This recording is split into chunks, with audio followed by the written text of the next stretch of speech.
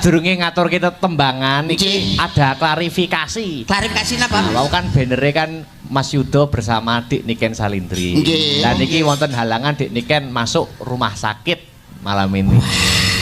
Nggih, didongakne muga-muga enggal sehat. Niki lho areke anu. Oh, nggih. Dados Mbak Niken niku masuk rumah sakit. Nggih, oh dadi suster saniki gitu lho. Alah, loro terus iki lho. Wong iki gerik. Iki lho ben klarifikasi lewat mic. Lewat mic Fit call saiki wis canggih kok zamane. Ngaturke liput ning gone Pak Soijo. Pak Soijo. Sarimpit Ibu Mbak Niken panjenengan matur mboten saged rawuh. Nggih, Mbak. Jenengan matur pun dihantu-hantu tiyang menten kate lho Mbak. Nggih. Adep nerana lho gambare. Nggih, assalamualaikum warahmatullahi wabarakatuh. Waalaikumsalam warahmatullahi wabarakatuh. Kagem sedaya warga Jombang kula ngaturaken minal aidin sebanyak-banyak karena boten saged hadir amargi suantene telas niku ngomong saged ning damel nyanyi niku tasih perih. Untuk yang punya rumah tentunya Pak Saijo Mbak banyaknya karena sudah tidak bisa datang. Masih opname selama 4 hari dari kemarin. Oke. Mohon doanya nggih mugi-mugi sedaya sehat. Amin. Panjenengan panjenengan. Amin. Sedaya. Amin. Assalamualaikum. Waalaikumsalam. Wah.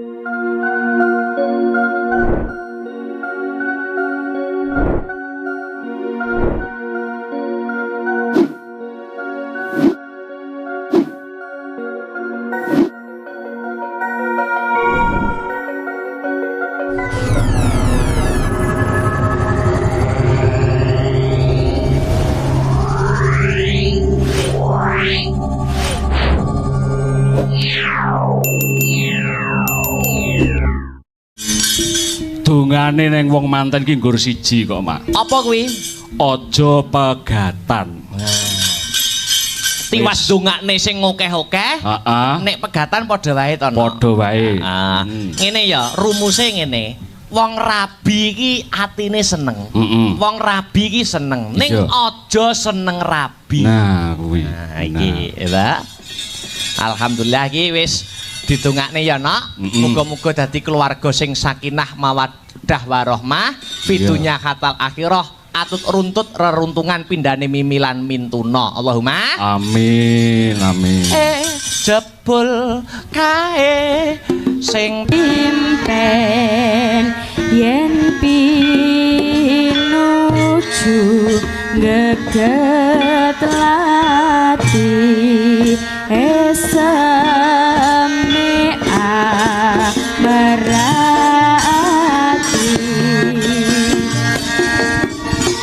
es mari kangen muga-muga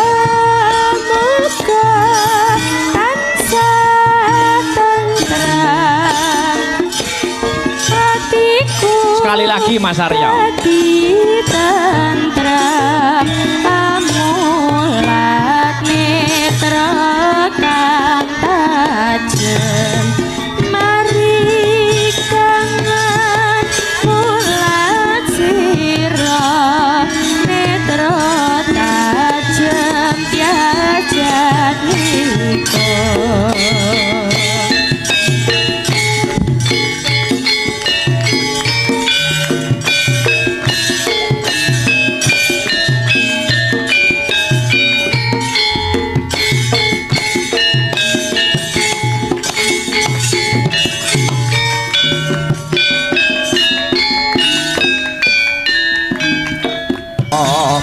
Netra tajem tias jatmi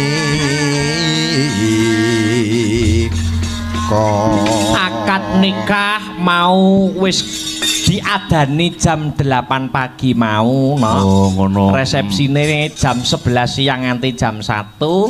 Banjur bengi iki dilanjut acara season hiburan wayangan semalam suntuk. Puncake akad nikah iki ya, Mak. Mbak Hastari Setiarum utawa Mbak Arum Ya kuwi putri kedua dari Bapak Saijo dan Ibu Siswatin. Pepundhene awake dhewe, mula awake dhewe ya baku wajib mengucapkan terima kasih, Nak. Nyoto Pak Saijo sak keluarga iki anggone duwe gawe iki ora nggo kesenengane pribadi ya, Mak. Nggih. Buktine ya nganti ngundang wayang, gelar kelir gantung gong. Tegese ora mung nggo awake dhewe seneng ropian-ropian nggo awake dhewe ning kanggo masyarakat sekitar kene. Malah kepara iki sajake kok ya masyarakat njaba ya akeh sing rawuh. Ngaten nggih, Nduk. Iya, Mak. Mula iki juga tidak lupa acara malam ini disiarkan live streaming lumantar channel YouTube yakuwi Asta Brata Media. Oh iya. Asta Brata Media. Jadi upama ana sing ora bisa rawuh ana ing lokasi TKP bisa monitor lumantar channel YouTube dhewe-dhewe. Asta Brata Media. Asta Brata Media. Ora disingkat ngono. Asta Brata Media AM. Duk, iki awake dhewe sowan rene ora ijen. Uga nganti para bintang-bintang tamu. Ngono ya, Mak. Sopo wae, Mak? Ya iki kadang tuwane awake dhewe, kadang werdane saka Ngawi. Oh iya. Cak Yuda Bakiak CS. Oke. Supaya kon minggah wonten ing sasana pepanggungan, ikut ngregengke swasana. Iya. Yo diunggahke nganggo apa iki? Disepati karep ben pasrah bareng kanca-kanca pemusik. Oh ngono. Arep ben monggo musike bebas sing penting gayeng kang sarta regeng. Oke. Monggo Mas Yuda katuran minggah wonten ing sasana budaya ya digarap sing gayeng ya. Ya, monggo.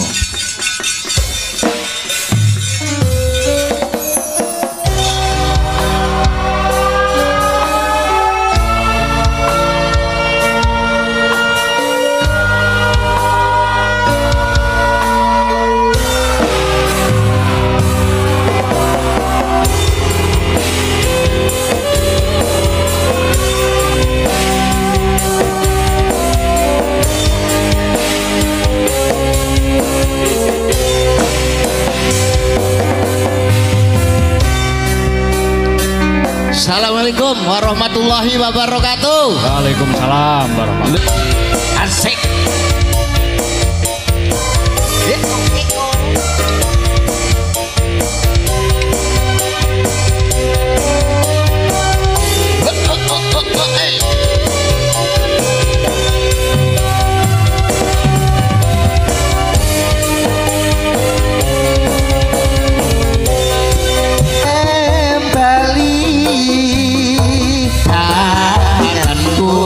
Sing isih ing jero ning ati panteni ning ademe panteni iki kangenku sing isih ing jero ning ati panteni ning ademe panteni iki.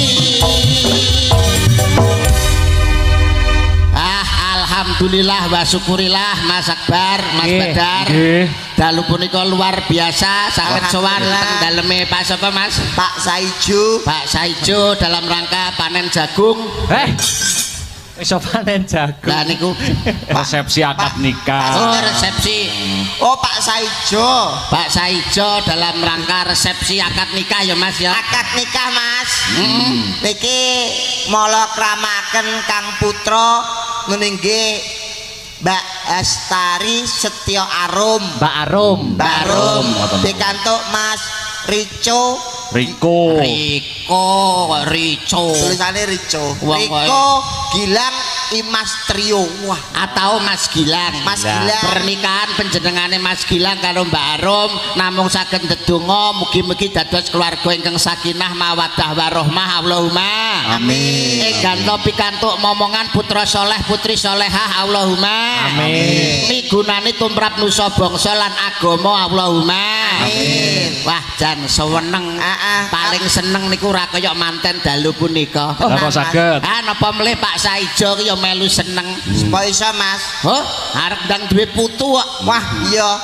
dados kunci resepe hidup berumah tangga niku ben saya langgeng nek wis ndang cepet-cepet entuk putra utawa momongan golek kencana sing bangkit tata jalma anak siji ya alhamdulillah loro alhamdulillah telu alhamdulillah diwenehi 10 karo Gusti Allah ya alhamdulillah sebab anak minangka amanah betul dawe para pinisepuh bahwa banyak anak banyak jahitan piye banyak rezeki banyak anak banyak rezeki anak kuwi nggawa rezeki dhewe-dhewe tur bejo seneng atine ora kaya Pak Saijo bengi iki kenapa Mas wis luar beliau anggone netepi darmane wong tuwa darmane pini sepuh wah jer kewajibane wong tuwa kuwi ana 3 apa Mas sing siji paring asma sing becik ning putrane sing nomor 2 nyekolahke utawa golekno ngelmu sing nomor 3 nikahke lamun to wis dewasa wis luar ki Pak Saijo danyang ra nagih hutang wali ra nagih janji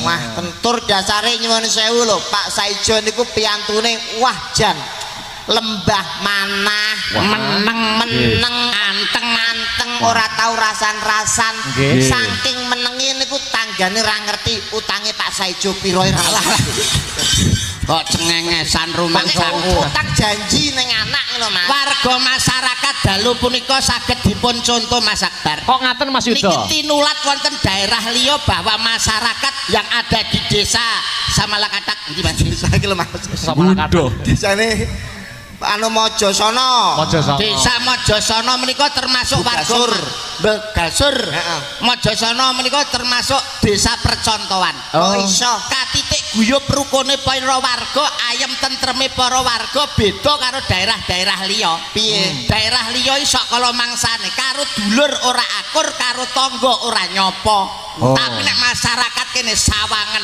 ayem tentrem guyub rukun nikmati pegelaran wayang kulit tenan Mas daerah liya nyuwun sewu nggih sok kala mangsane lho tanggane tuku kalung lho atine bingung tanggane tuku gelang lho atine melang-melang tanggane tuku sendok atine gondok tanggane tuku ceret lho mencret wis saking irine Mas saking iri lah nek daerah mriki sampean pirsani lho ayem tentrem tolak ukur Mas nggih tolak ukur percontohan desa liya nek nyumbang nek becek nggone tanggane piye Mas maido nek ngrasani sing di omahe piye metame jabang bayi nggone Saijo lho sotone so asin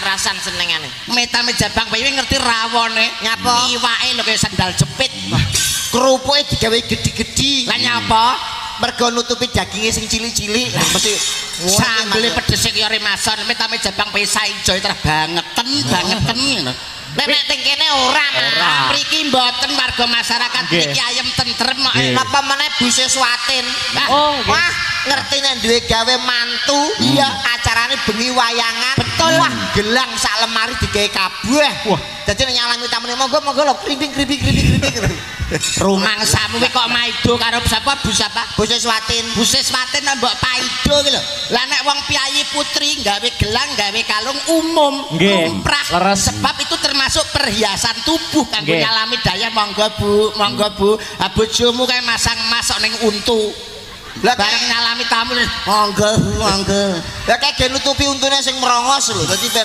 untuk dipamerne alhamdulillah niki Mas Gilang niki ternyata putranipun Bapak Haji Ismail wah Bapak Haji Ismail Pak Ismail nek gak salah putrane Pak Ibrahim malah nabi Pak Haji Ismail alhamdulillah sampun munggah apa menika nindakne kewajiban rukun Islam kaping gangsal tindak wonten ing Mekah Madinah alhamdulillah sebutane haji apa Mas HAJI apa kuwi harus aktif jalankan ibadah haji iki harus aktif jalankan ibadah mulane ya nyuwun donga pangestu Bapak Ibu sing rawuh muga-muga Mas Akbar Mas Badar aku kowe ben iso munggah haji amin somben ya awake dhewe nek cara munggah haji iki sebutane haji sokeh apa kuwi artine kok iso Mas haji sokong karo wong akeh oh tanggapan haji sokeh disokong karo wong akeh tanggoku kenek haji wahyu lah nyapa Mas munggah haji mergo sawahe payu Oh, Kaji Wahyu. lemah. Wah nang kono padha karo tanggaku. Tanggamu Biyen kuwi banci terus insap entuk hidayah akhirnya munggah kaji. banci tapi wis sadar. Munggah haji. Jenenge haji sapa? Mutmainah. Kok iso mutmainah? Mergo biyen kulino ngemut barang sirang gendang. Tak sampluk bosok kowe. Kenal pot omongan kok iso. Rokokan. Asma niku Kinarya Japa. Leres Mas Yudo. Wong niku sakala mangsane jenenge putrane ki enek sing gawe basa nggawe Jawa. Ana sing cara Inggris, ana sing cara religi, cara Islami. Contoh Pak Ismail jeneng Islam. Pak Akbar Islam.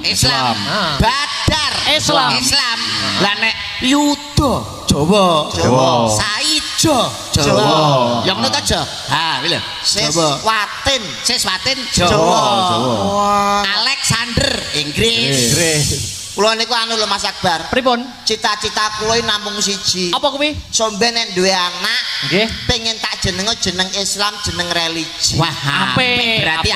Berarti Cita-cita luhur berarti. Alhamdulillah Gusti Allah ngijabahi. Nggih. Ulan poso wingi bojo kula nglairke metu lanang, ulane pas ulan poso, ulan Ramadan, langsung tak jeneng Islam. Alah paling Muhammad Ramadan. Lah kuwi wis akeh sing gawe Mas. Wis umum ya. Wis umum. Lah lahir bulan poso, lahir bulan Ramadan mbok jeneng Islami siapa? Nganti kula niku saking kepingin sampai buka buku Mas. Buku apa? 1000 mimpi. Alah. Malah togel. Tafsir bahasa Arab. Tafsir bahasa Arab ketemu jeneng lanang laire ulan poso. Bulan Ramadan. Jeneng religi. Nggih. Siapa Mas? Tak jenengke Muhammad Takjil Sahur Imsakiyah. Wah, kok iso kabeh bulan poso dirangkum iki lho. Laire poso. Laire Ramadan. Mbok jenenge siapa? Muhammad Takjil Sahur Imsakiyah. Wah, apik Mas jenenge kuwi Mas. Berarti nek nyeluk anakmu ya jil tajil ngono. Kuwi nek magrib, nek pas subuh koyo sak imsak.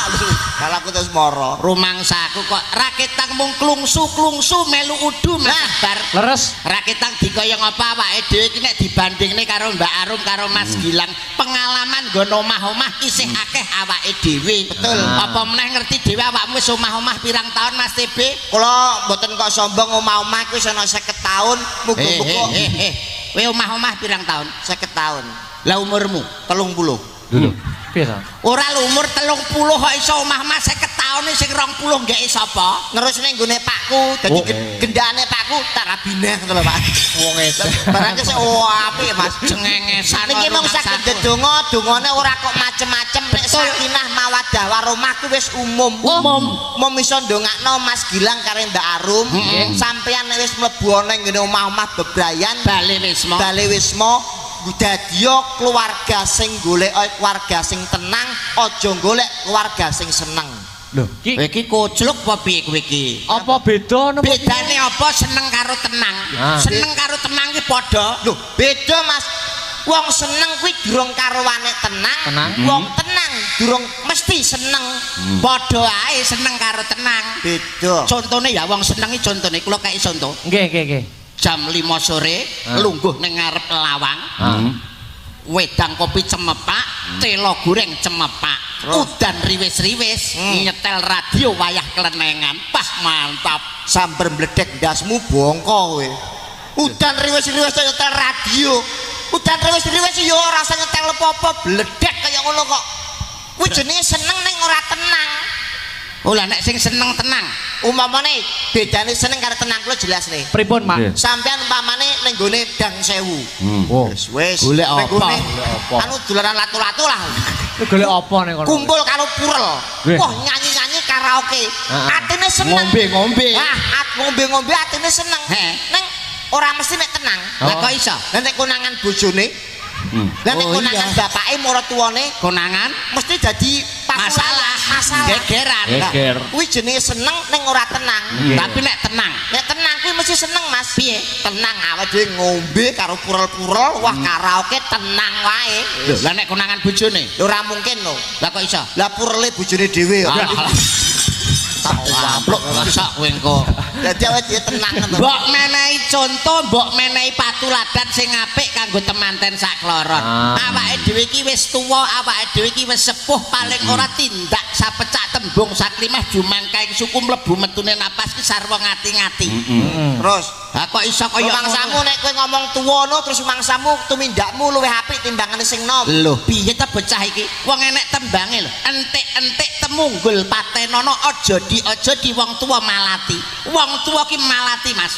Donga sing paling mandi dudu dongane kiai, donga sing paling mandi dudu dongane wali, tapi donga sing paling mandi dongane wong tuamu, utamane wong tua wedok. Rungokno kupingmu.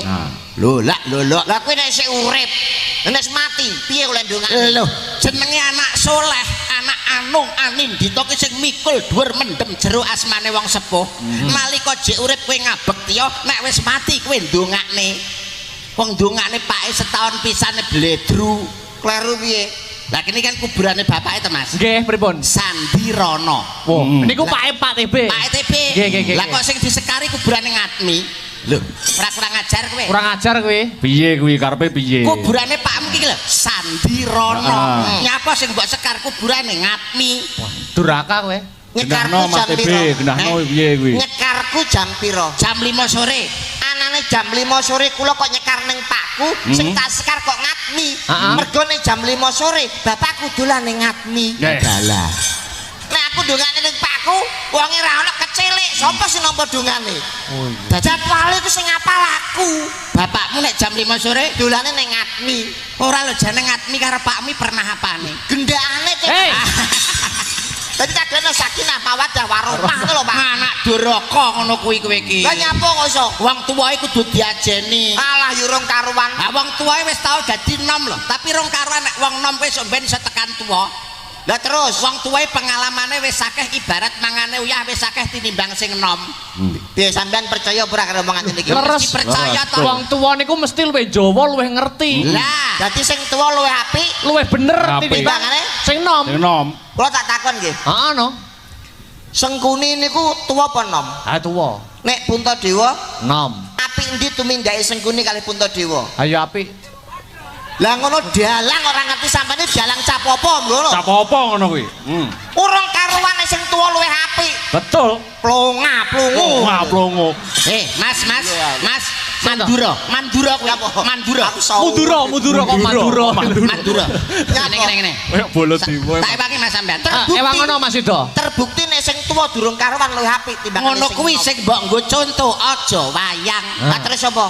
Awakmu ning nggon dandanan ruang make up mau Ngapa? mangan jeruk ora? Maem disuguhi kok. Legi apa ora? Legi jeruke. Tuwa apa nom?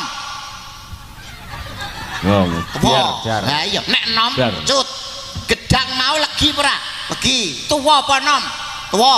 Nek nom cepet dadi pada intinya panganan apa wae kuwi nek tuwa luwih enak tinimbang sing enom. Rumus kuwi. Rumus. Hak paten kuwi. Dadi panganan apa ae Nek tuwa luwih enak tinimbang sing nom. aku tak takon ya. Takono Mas. Kowe wis tau mangan jangan bung. Lah dalah iki lho nyapa. Ora kowe. Mas sabar. Iya. Sabar Bu, sabar. Ngono. Mangan Tak omong gedhek ya, ngono. Jeruk iki nek tuwa. Jeruk nek tuwa legi. Tapi nek nom Kecut. Gedang Gedang nek tuwa legi. nek nom Sepet pelem nek tuwa. pelem nek tuwa legi. Nek nom Kecut. Jadi pada intinya panganan apa wae kuwi nek tuwa luwih enak tinimbang sing enom. Hup, stop wis. Hup, wis. Gak oleh dibantah. Gak oleh, stop wis. Aja omong neh kowe tapuk cangkemmu iku. Kowe iku dagelan apa tukang parkir? Ora nyapa-nyapa. Up. Apa? Lho sing bantah iku sapa? Lah kuwi mau Kowe mau ngomong to, panganan apa ae? nek tuwa luwih enak tinimbang sing enom. Lah aku mung takon. Takon apa? Kowe lu wis tau mangan jangan bung. Nah iki lho, jeruk ya Mas ya, jeruk. Jangan bung kok jerak jeruk. Jangan bung. Nyapa? Jangan wis tau mangan jangan Ya bung. tahu senenganku kok. Gawene saka apa, Mas? Saka pring. Sing digawe pring enom apa pring tuwa? Ya ora mesti sosok enom, sosok tuwa. Sak karepe tengah terserah. Wong Ora jenenge pasti lho. jenenge pring lho. Wong pring kuwi apa ki bung kuwi anak pring. Ya mesti pring enom. Oh, jangan bung kuwi gawene saka pring. Pring enom. Lah nyapa gawene ra saka pring tuwa, ben nyogrok cangkemmu pisan. Awe tumon nek dagelan kok kon mangan gedhe dek rumangsane koso peh kuwi padha saaliran wong telu krebut kaya aku. Hah? Sampeyan rumangsa pinter. Heeh. Ya rumangsa pinter no. Aku Mas Yuda, Mas Badar iki koso-kosone sak-IQ. SDM sumber daya manusia pengetahuan skillnya itu hebat antara skill kiwa karo skill tengen. Sikil weh. Sikil. Pikir masa pinter terus. Lho iya ta. Nek kanggomu urip ning donya sing penting apa? Pinter. Nah, iki lho. Wong kuwi aja lumuh ngangsu kamruh, aja sungkan golek pengalaman. Gantungkan cita-citamu setinggi langit, tuntutlah ilmu sampai negeri Cina. Sampeyan wong loro, wong urip sing penting apa? Hah? Pinter. Pinter. Ilmu penting. Ilmu Mas. Sampeyan ki nom-noman ning falsafah iku menyesatkan. Lho lah kok iso. Wong urip kok sing penting pinter. Lah wong urip sing penting sugih. Nah. Sampeyan pinter sundul langit nek melarat sapa sing arep ngajeni kowe? Sampeyan arep nyalon lurah nek mung ngandane pinter ora ndek dhuwit sing arep milih sapa? Oh iya. Sampeyan ning kene iki golek apa? Mayang iki golek apa? Golek dhuwit. Ben apa? Ya ben sugih. Lah iya. Gelem sampeyan mayang diwai bahasa Inggris karo PPKN? Ora mungkin gelem. Sik tok. Ketoke ganteng tapi cengoh asline. Iki kedalang kok dicengah-cengahne Mas. Lah, ra trimo aku. Ra trimo. Aku ra trimo nek iki dalang lho Mas. Dalang itu tugasé ngudal piwulang. Paling ora ki kepandan kepinterane luwih saka sampean. Mbok arani cengoh lho. Dites Mas, dites. Pancen sampean iso. Wis rokokan wong telu. Lho. Wis. Mas Yuda dhisik ana Mas Yuda. Nuwun sewu. Iki balik masalah sugih karo apa kowe pinter. Apa? Saiki kowe sugih. Ya, nek kowe goblok. Lah anak buahmu pinter-pinter. Lah nek kowe diapusi karo anak buahmu, ora bosok malah melarat kowe. Syukur kowe. Syukur. Caranya dong. Caranya piye? Nek ana anggere wong daftar karyawan ning awake dhewe, ben ora tumindak macem-macem, anak karo bojone gawe jaminan. Lah apa enak lho. Apa nek jaminan? Berarti nek anak buahmu gawe masalah, langsung bojone lebokno nggone guyangan beres. Ono lho Pak. Jaminan anak bojo. Gak bener iki sampean, gak bener menyesatkan we. Gak macem-macem kok. Lah nuwun sewu Mas Akbar. Leres Kowe kan dadi wong sugih. Kamangka wong sugih kulino ning kok kota-kota besar. Jelalah kowe pas luwe mlebu restoran. Kamangka kowe gak iso nulis, gak iso maca. Arep pesen panganan ora bosok kowe bingung kowe. Oh, kowe. Ora iso nulis, ora iso maca, mlebu restoran pesen panganan. Ngisi-ngisini mesti. Alah ya digambar. Ya, iki piye coba? Ora iso nulis, ora iso maca, tapi kan pinter gambar. Dadi nek pesen panganan Digambar. pesen ayam panggang. Gambar ayam karo panggangan, ayamnya warnanya coklat. Pelayan wis ngerti nih awake dhewe pesen ayam panggang. Pesen nasi padang. Gambar piring sampingnya kayak lampu. Dalah. Oh nasi padang. Nasi padang. Padang iki daerah kok. Lampunya rapat. Kuwi nek panganan. Nek ombenan. Terus Pesen jus jeruk. Gambar jeruk karo blender bunder warnane oranye. Pelayan wis ngerti kuwi jus jeruk. Awake kok gak fit rada rumba-rumbu gak enak kok pengen ngombe wedang susu. Langsung Lah dalah ayo. Iki. Muni kowe. Ayo kowe. Gambaro le nek wani. Gambaro kowe tak idoni mlonyoh kowe. mbok pesen liyane kuwi nyapa to? Lah benefit tok. Benefit restoran bebas dan Bebas, komplit.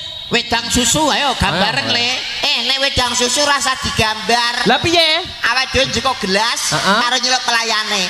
Mbak, aku pesen wedang iki. Oh, pelecehan. Menyesatkan kowe. Lho tak kula niku sugih nyuwun sewu lho Mas. Sampeyan dia anak cilik. Ya duwe to anakku kelas 2 SD. Sangune piro? Sangune cah SD ya 5.000 pol-pole 10 to Mas. Aduh. Ngono kok dagelan kondang tanggapanmu jutaan nyangoni anak 5.000 ya ora isin kowe. Lha kuwi standarte semono. Standar nasional Indonesia. 5.000 10.000 oke. Kuwi jenenge wong melarat. Lho, lah kok iso? Beda karo wong sugih. Lah nek ngono. Anakku kelas 3 SD. Sangune sekolah 2 yuta. Kudu entek rantek tapuk cangkeme. Iya. Oh alah lele, omahe ngontrak lho. Suprapitmu kalau gong lunas. Sombong. Ngenyek kowe ya. Ora ngenyek apa le kelincipen kesombongan kowe. Nyuwun sewu Mas. Nggih. Mas yo Suprafit kurung lunas. Heeh. Ning aku ora sombong. Apa? Aku nek kemu nggih banyu aqua. Berkumur kemu Banyu aqua. raupku nggih Fanta. Wah. Adus nggih Sprite. Wah. Cawiku lho nggih ale-ale. Berang-berang dino direbung semut. Jauh teng calawek iki terus cengengesan iki. Tapi bojoku seneng. Kok iso seneng? Mesti Mas kok legi to Mas. Tak kewaplok. Ngeten iki lho Mas. Ngeten iki jenenge Porno. Ora mendidik. Kowe iki ora mendidik. Wong nuwun sewu Mas. Pripun? Wong pesen wedang susuk, Mbak, badhe pesen kenekan. Lho, ngeten iki pripun? Ngeten iki pripun? Pelecehan. Padha karo menjatuhkan harkat dan martabat seorang wanita. Karena apa Mas TB? Wong lanang karo wong wedok ki nek wis omah-omah ki tanggung jawabe wong wedok ki abot. Wong wedok nek tanggung jawab abot. Ngabot nyapa gelem dirabi. Wong tanah kuwi wis sebagai anu kewajiban nikah kok abot kuwi justru wong lanang. Wong lanang isane apa? Maido. Syukur wae. Jangan kurang asin. Maido wong wedok. Wedang kurang legi. Maido wong wedok jajalan kompor gas bledos. Wong wedok mati dhisik goblok. Nek mati rabine to wong lanang kok. Nyapa Ora iso. Loh, nek kok Wong wedok nuwun sewu Mas Akbar. Mas Badar. Dhuwit 10.000. Kacange 2,5, lomboke 3.000, oyahe 1.500, teronge 2.000, diublek dimasak dadi jangan lodeh, cukup dipangan wong sak omah. Lah wong lanang kebal kebul mangan keluk kowe. kebal kebulnya apa? Rokok. Sorry yo, aku duwe 10.000 ora tak tukone rokok. Tukane apa? Udune togel. Nek metu apa ra entuk duit akeh. Kuwi sing cerkel lho. Lah kira mendidik kuwi pekat penyakit masyarakat. Boleh. Seneng anak bojomu mbok pakane dhuwit karom. Alah karom niku timbang ra iso mangan. Ha wong wedok tanggung jawabe gede Mas. Apa nek wis meteng Mas? Ya ampun Mas, nek wis meteng 9 sasi 10 desa. 10 dina. Enek sing ngarani Nawa Candra Dasa Muka. Dasari. Kuwi lho nek dienggo turu mlumah lho Mas. Nyapa? Pewegel ning boyok niki. Turu miring iki peyuh rasane ning sikil griming-griming lho. Apa nek turu murep? Ngapa? Kaya jomplingan. Dadi kowe wong wedok kodrate apa? Meteng lairne, Rumangsane antep, abot, lantep abot. abot wong lanang. Kok iso? Kodrate wong lanang iku sunat. Wong lanang sunat iki seumur hidup mek ping pisan. Nggih. Ora ana sunat ping pindho ping telu. Nggih. Alah sunat paling nil ora lara koke. Ora lara piye sampe nang blesete apa rantek. Pikir kuwi. Wong wedok jarene nglairno abot ketuane nyawa. Lara Pak Alah pas nglairke, aduh Pak lara kabeh aku duwe anake. Anake brangkang meteng neh lho. Ngono kok jare lara. Tapi wanita loh, hargailah dong seorang wanita. Wanita itu tercipta dari tulang rusuk laki-laki sebelah kiri. Tidak diciptakan dari kepala supaya orang ngendas-ngendasi, orang digawe saka sikil supaya didek-idek, tapi digawe saka iga wekase wong lanang sisih kiwa supaya dilindungi dan supaya disayangi. Itulah wanita. Nah, kuwi lho rungokno. Nyapo kok Mulane sekarang ini persamaan gender, hak pria dan wanita itu sama. Mulane sampean roh neng Nganjuk neng Jombang kutha-kutha gedhe saiki akeh sing nganggo dalan jenenge wong wedok. Ah, bener kuwi. Jalan apa? Jalan R.A. Kartini, Jalan Dewi Sartika, Jalan Cut Nyakdin, Jalan Cut Mutia, kabeh gawe jenenge wong wedok. Saking jasane ki akeh. Ane akeh wong wedok. Akeh jeneng jalan wong wedok. Nek macet tetep lewat dalane wong lanang. Apa kuwi? Jalan tol. Sing duwe wong lanang. Lah kok iso? Nek macet liwat Dalane wong lanang. jalan apa? Jalan tol. Iki apa sing mbok idek? Lemah. Lemah diarani apa? Bumi. Nyapa tolmu sing dawa ke mbok encepne ning bumi. Lah soalnya bumine gelem tak encepi tolku. Lho. Lah jane nek ra gelem Lah sing masari ya tolmu to ngencepi bumine wong sanggon-nggon. gak Audi ku ngomongke apa tuh jane kok tatol karo bumi lho. Ha mulane ndonga sing apik kanggo temanten. Wis muga-muga dadi keluarga sing ayem tentrem atut runtut ngantos dumugi ning kaken-kaken Ninen-ninen renggang gula kumepyur pulo. Betul. Sinambi kalane nganggur gliak-gliak waton kecandak gremet-gremet watone slamet mumpung dicepaki. Sik masak durunge ngatur kita tembangan iki ada klarifikasi. Klarifikasi napa? Nah, wau kan bannere kan Mas Yudo bersama Dik Niken Salindri. Nggih. Dan iki wonten halangan Dik Niken masuk rumah sakit malam ini. Nggih didongakne muga-muga enggal sehat. Niki lho areke anu. Oh, dados Mbak Niken niku masuk rumah sakit. Oh, dadi suster saniki gitu lho. Alah, loro terus iki lho. Wong iki gerik. Iki lho ben klarifikasi liwat mic. Ben liwat mic ngene. Saiki wis canggih kok zamane. Ngaturke liput ning gone Pak Soijo. Pak Saijo. Sarimpit Ibu Mbak Niken. Panjenengan matur mboten saged rawuh. Nggih, Mbak, jenengan matur pun dihantu-hantu tiyang sak menten kathah lho, Mbak. Nggih. Adep nerana lho gambare. Nggih, assalamualaikum warahmatullahi wabarakatuh. Waalaikumsalam warahmatullahi wabarakatuh. Kagem sedaya warga Jombang kula ngaturaken Minal maaf aidin. sebanyak-banyak karena boten saged hadir amargi suantene telas niku sampe ngomong saged ning damel nyanyi niku tasih perih. Untuk yang punya rumah tentunya Pak Saijo, Mbak. banyaknya karena sudah tidak bisa datang. Nggih. Masih opname selama 4 hari dari kemarin. Nggih. Mohon doanya nggih mugi-mugi sedaya sehat. Amin. Pangapunten panjenengan. Amin. Sedaya. Amin. Matur nuwun. Assalamualaikum. Waalaikumsalam. Cepat mari yo, Nduk. Kang sehat, kang waras, kang iso nyambut gawe neh. Ya. Mbak Niken mlebet rumah sakit, Pak Bu. Nggih, matur nuwun Dik Niken. Jarine perih mbah, apane sing di suarane telas. Yo jadwale yo. Mangke ora buara Dik Niken. enteke apa wingi-wingi ra kulaan. Lho. Suara kok suara padane. Kayak tuku solar. Niki wonten gentose Dik Lintang Kairo niki. Nah, Manfaatne ala di Lintang Kairo rada engko wae sing kedua iki. Oh, ngono, Mas. Manfaatne sinden. Oh, ngaten nggih. Mbak Egar niku. Mbak Enggar ingkang pundi? Mbak Enggar. Nah, niki nggih. Niku. Siap, sepat. Ben ngancani Mas Sido karo Mas TB. Oke. Siap. Sepati ya. Hai.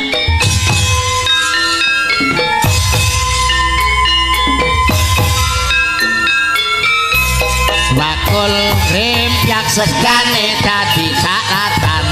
Wakul rimpyak segane dadi saratan. Gundul pacul-cul. Wah. Spot kaya nyemoni kowe. Lah ya apa ora enek spot sing liya ngono lho. Lah ngopo lho? Mbok spot ki mbok yo sing apik. Mosok ngiringi penyanyi kok spote enak, gundul-gundul pacul. Enten ula. Ora. Iya enak ula. ulane yo melu ndelok wayang. Be siapa iki? Asma Enggar. Mbak Enggar. Mbak Enggar. Enggar. Lan jenengan kok botak kenging napa? Anu iki anu Nduk, mergo rambutku entek. Oh telas. Iki yo botak niki kan mergo yo ana fungsine. Oh Lah mikir. fungsine sirah botak. Nek sing ngisor gak kuah dewe iki. Oh ngoten. Tapi sing ngisor ribuk ngoten ta? Cengengesan rumah sakit. Iki ora ora tuwa kok deh sampe Mbak Enggar senengane kaya mancing-mancing Lah, masalah nggih sampean. toh. Iya. Lah nggih to. Lah niki mau kula nggih anu sowan ning daleme Pak Saijo. Saijo. Pak Saijo. Ah niki Sampean ngaturke apa kanggo Pak Saijo? Kagem Pak Saijo. Injih. Utawa kanggo temanten? Nggih kagem Mbak Arum kalih Mas Gilang nggih. Gilang. Nggih. Mugi tansah pinaringan yoga nggih to. Wong menikah niku kan sing diantu-antu yoga to. Keturunan. Keturunan. Supaya nerusne sejarah ngurip ning alam donya. Nggih betul. Lah, Apalagi dua mempelai itu orang yang sama berpendidikannya. Wah, Nggih to. tenan. Jelas engko duweni putra sing saleh, duweni putra sing saleh. Injih. Mulane awake dhewe Mas TB ora kok ngguroni, ora kok minteri, sinambi apa menghibur temanten, mbok sampean karo Mbak Enggar ki etok-etoke drama percintaan. Menggambarkan ya ta. Situasi menggambarkan awakmu dadi Mas Gilang, Mbak Enggar dadi Mbak Arum. Arum, tapi di versi kaya ketoprak. Oke. Oh, lakon apa Mas? Sriuning Mustika Tuban. Wah, Apik ta King. Asli weton Tuban Mas niki. Mak kita Tuban kowe dadi Wiratmaya kan pantes. Pantes ngakune Wiratmaya. Tuban pundi sing kang pun Tuban? Niki Oh, sampean Sriuning niki Wiratmaya. Injih, makane jenengan kok kados cumi asin. Tuh. Tuban niku ora terkenal karo cumine. Lha napane? Tuban niku hampir Tuban niku nyuwun sewu Mas. Kenapa plate kok S? Nggih. Mergo niku akeh makam Sunan temen. Dadi plat nomere niku S. Jombang niki kenapa kok plat nomor S? Mergo terkenal sebagai kota santri. Jombang beriman. Lah, kota santri. Mulane plat nomor S. Ono riwayate kabeh. Lah Nganjuk kok AG? Kok ake? Mergo angine gede. Kota angin. Lah, Kota angine gede. Angine gede. Surabaya kok L? Kan cedhak laut. Oh iya. Jadi Tanjung Perak tepi laut siapa suka boleh ikut. Jakarta kok B? Kan sering banjir. Oh iya, masuk. Macet banjir di masalah utama. Lah Ponorogo kok AE? Kok AE? Lah daerah Reyok ngono lho. Lah daerah Riau kok AE? Reyok nek senggak nggih. AE. Tumon Reyok senggak BO. Hei. Ora BO lho. Cengengesan. Ketoprak bisa dimulai? Monggo Mas. Tuk tuk tuk tuk. Siarno Mas Yudho. Tuk tuk tuk tuk tuk tuk. Disiarne. Gebyar gebyur. Gebyar. Kaya ludruk Kaya wong ngadus gebyar lho. Nuwun para raruh Rawuh. raruh budal. Nuwun para rawuh kakung Sumawana Putri wilujeng pepanggihan kalian seni tutur tradisional ketoprak Asta Brata. Wah. Sangat jengkelenggan dalu punika kepareng hamba parlampan kanthi ira-iraan sriuning mustika tuban. Lagi. Dene para paraga ingkang hangayahi jejiban ing kelenggan dalu mangke Dyah Ayu Rara sriuning katindakaken dening Mbak Enggar.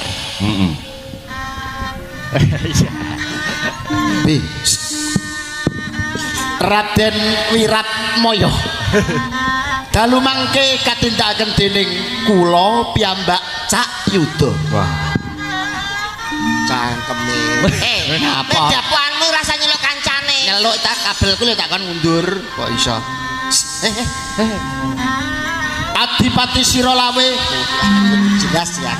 dalu punika katindakaken dening Ki Akbar. Aku Sirolawe. Sampe melu dapuk lho. Saya dapuk no. Tapi melak ora? Ya aku bintang tamu. Mas Andi TB. TB telek bebek. Lah sapa? TB ku temannya Badar. Oh iya betul. Masuk. Mas Andi TB dalu mangke kadapuk dados ula. Wah, lagi. Iki nyatek cengelmu. Ora ana sriuning metu Dene ulo. Wiratmaya. Nah, Wiratmaya nih.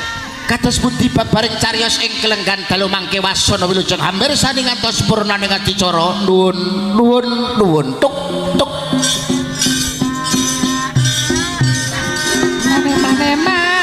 Mane.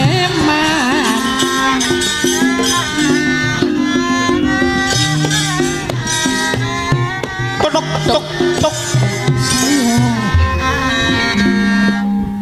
Mbak Enggar, iki sampean tak briefing ya tak kei penuangan. Nanti sampean dadi sriuning ki tok-toke nang jerone taman ya, Taman Makam Pahlawan. Oh sampean Taman Sari, Mas. Taman Sari.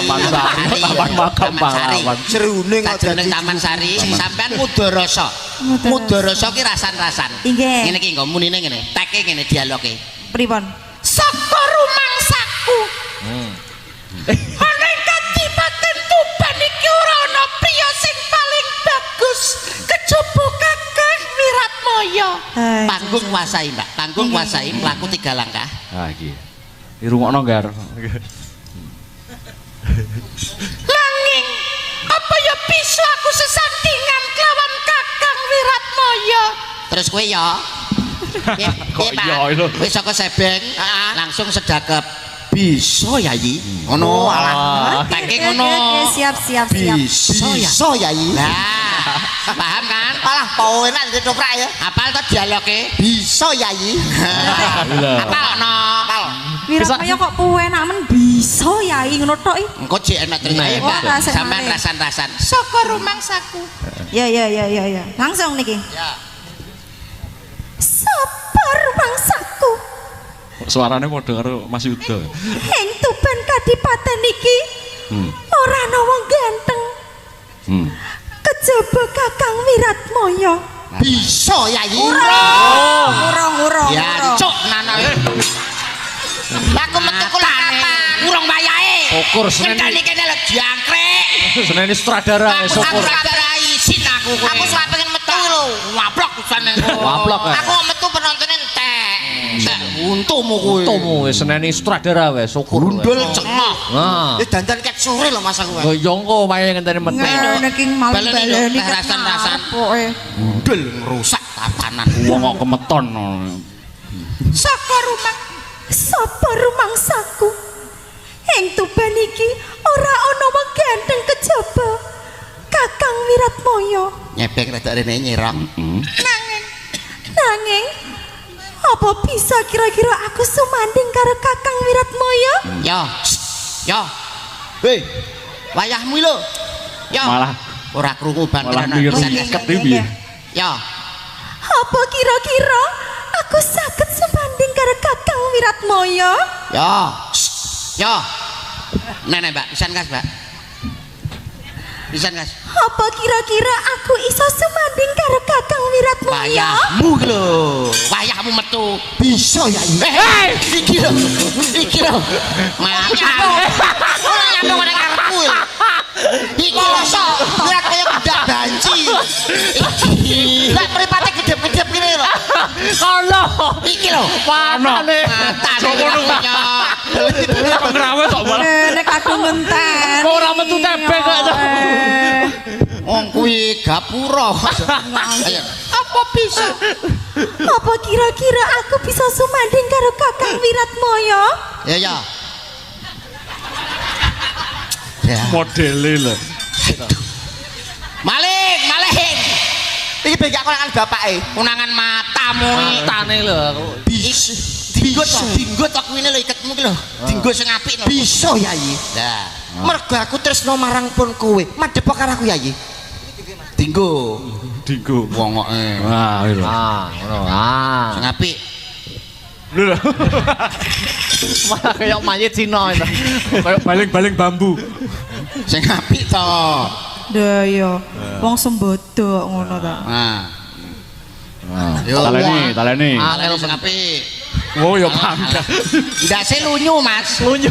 Iku dune Wis apik ngono. ngene wae ya. Ngene apik wis. Udenge dipaku wae. Ayo ndang. Bisa ya iki. Bisa ya iki. Madhep marang pun kakak. Modele kok sing main benteng Takeshi lho.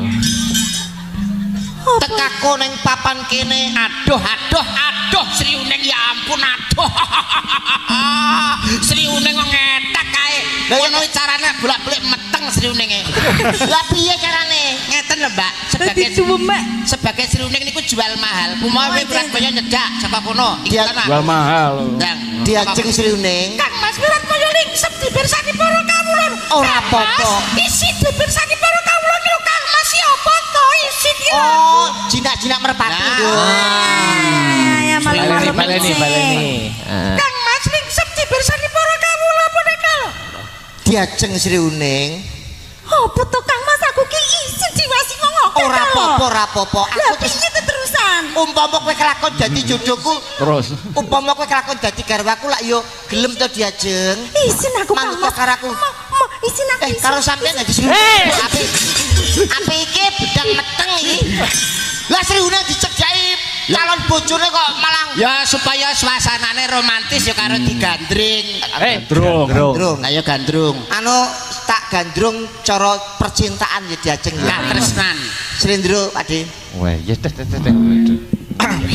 lendro apa pelok apa sletem Slendro Pakde.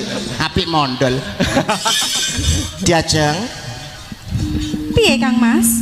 rukun Islam kang limo percintaan malah kon salat lho piye. Iki cintanya dilandasi agama. lah Sri Uning karo Wiratmaya iku wis mualaf dadi awake dhewe kan Enggak gua gek penak tok.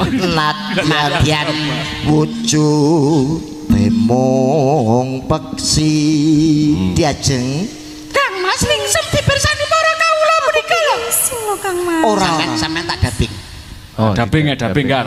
upama kelakon Kang Mas ki apa to Kang Mas ki lho dipirsani isin ki lho Kang aja kaya ngono to Kang Mas ningsep dipirsani para kawula ning ati para kawula pirsa panjenengan tumindak kados mati apa Masa sing kene kaya wong epilepsi sing gambleh magarangan kok. Masih panggungnya ben kita ruwame lho. Diajeng. Iya Kang Mas. Tak sengaja teko ning Taman Sari kene mergo ana 5 perkara kang bakal tak atete karo kowe. Akeh men to. Apa kuwi Kang Mas? Ingkang sepisan ya kuwi maca Quran sak Kang katobati. Ora tobati. Sacukupe. Agawe taline pronto Agawe talining pronto mustikaning jagat ning jagat ora ana papat ning jagat ora ana donya ora ana 5 ning donya ora ana bumi ya mung siji katresnanku ya mung kanggo sliramu bebasan tepung gelang anggonku ngupadi wanudha sing dadi gegantilaning nala memani ing netra ora ana liya kejaba ya mung sliramu yayi mara diage kene caketa marang pun kakang apa panjalukmu bakal tak turuti waton ora nyuwun mudhun ing tanggal rembulan apa to mbok ngomong dhewe aku marahi kowe lho tak marahi aku wis ana kesempatan ya entah ngomong tendul Gundul pacul. gundul akeh diomongi kok iso kok yo agawe taline pronto ngono wong delok kok bocah gandrung jak ngomong to ning matane bojomu aku Ya sik tak aku menghayati. Ngono lho. karo omong dirayu alus manis nyangsem make Iki lho. Isin aku. diajeng rambutmu kang ngemak ngembang bakung bathukmu kang nyelo cendani irungmu kang saya bangir lambemu nyigar bokong apa to sing ini nanang nyigar jambe nyigar jambe Pak lambe nyigar bokong lah ketok nyuaprut jane ambune rek babul Namang gawe ale-ale. iso ngrayu apa ora piye to Mas ngene lho mustikaning jagat rambutmu kang ngemak ngembang bakung ireng meles hanjang pantes kulitmu kuning ngemu giring pasuryan menendak sawang katon glewmu pindho golek kencana yayi rambutmu kang ngemak ngembang bakung kulitmu kuning ngemu giring pasuryan menendak sawang katon glewmu pindho golek ngene lambene dingeneno glewmu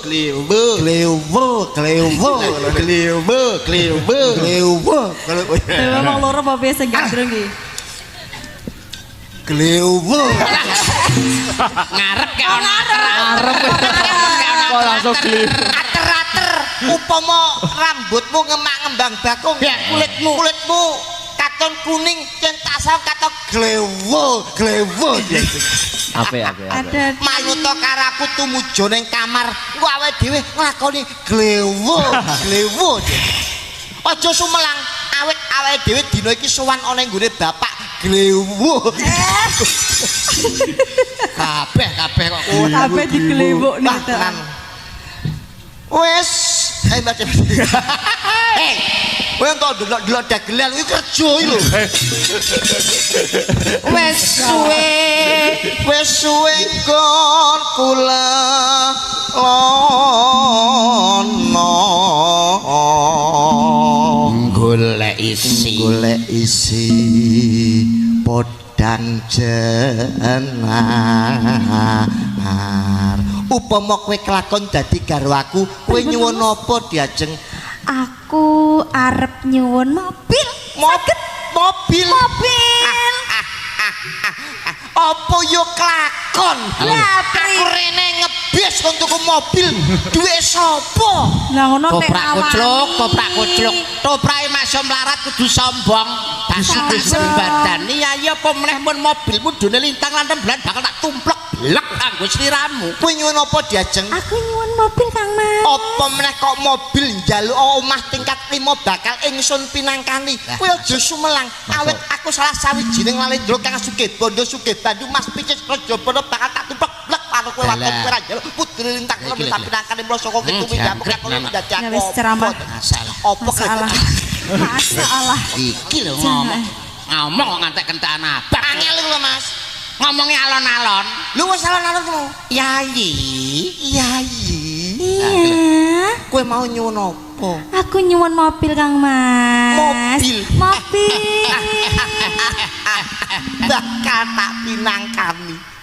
Njaluk omah mobil aku bakal nuruti. Kowe aja sumelang awit aku salah sawijing lendra kang sugih bondo sugih Bandung Mas pikir njaba bakal tak meblek karo kowe waton kowe ra jalan. Pintaro mbok tak pinangkani blocoko ketu iki lho ya. Dadi apa dadi ajeng. Iso kentekan napas itu. Iya, cok ndase ngono lho kok. Wis sakit coba. Ben terus lagi angel-angel Mas. Wis suweng kon kulelana golek isi podang jenah. Iba bunga ing atiku. Terakhir disampakno ya. Nyanding bisa dadi tambah tak dung dung dung dung. Oh, sak disebut sampah. Iya. Nyanding bisa dadi tambah.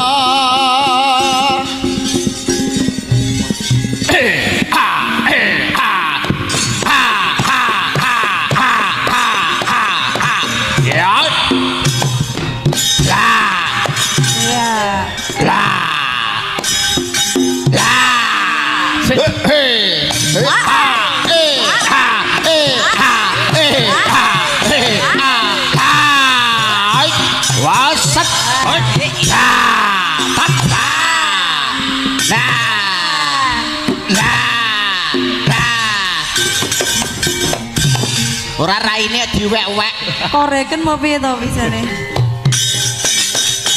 Tangde ketetudeng kelonan. Nah. Oh, telutur Mas tibane telutur. Oh. Surem-surem diwangkara kirik. Iki aku rapal Mas. Rapal. Ora rapal cakepan barang ae. Podang kuning dipun aturaken. Oke, Mas Sita. Nggih niki enten nawala nggih podang kuning mau. Wah, kathah. Sinten sing nyuwun Mas Badar? Kapundutan keluarga, kok saking keluarga Pak Saijo. Wacanan. TB. Sing apik lho, maca sing apik. Diwaca sing apik. Wong ora. TB teman Badar. Ya teman Badar wacanan. Saking kula Bapak Sidu ndi? Merek kertas sinar dunia lho goblok. Kuwi kertase, kertas sing tulisane kuwi lho sing ireng. Pak Saijo iki lho Mas. Dumateng manten kekalih inggih menika Mbak Arum kalian Mas Gilang supados manten ingkang sakinah mawaddah lan warahmah. Amin. Kula nyuwun gendeng Kurang wulu Mas. Kurang wulu tambah wulu. Kula nyuwun gendeng. Gogrok. Sing rada akeh. Heeh, sing akeh. Kula nyuwun diwud. Kakean Mas. Kakean. Podang kuning sisi deman dipun bawani nggih. Podang kuning sampun. 200.000 rupiah kagem Mbak ingkang nyekar. Wah, gila pundi? Pundi niki? Enten 100 tok ora 200 ora gedhe. Tulisane 200. Sampeyan nom mas korupsi to sampeyan iki. 100 kok sumpah. Iki tulisane 200 lho. 100 sumpah 100. Lha mbok tanggung jawab ngomongane nggone Pak Sopo iki keluarga Pak Saijo. Lho kok iso tanggung jawab terakhir yo 100. Ngomong kowe. Pak niki artone namung 100 kirang 100. Kok malah ngelalu cah kok ya. Malah. Yuk podang kuning mau bawane wis saiki langgame. Ya do enggar ya. Oke, yo. Gonggomino Mas Arya kendangane langgamane. Aja lali ya Mas. Kendangane Gondomino. Gonggo. Oh Gonggo. Gondomino. Gonggo. Yuk buka celuk Mbak Mas Enggar. Badar iki pancen suarane kaya Mbah Gondo ya, Be. Nggih. Ya ta? Rupa suarane kayak Mbah Gondo. Gondo Darman. Gondo mono luweng. Malah keblasuk. Ya, monggo. Esuk awan ning ombak wis ora kerasan. Keluyuran anggoleki sing tak sayang. Lupeng miter anggot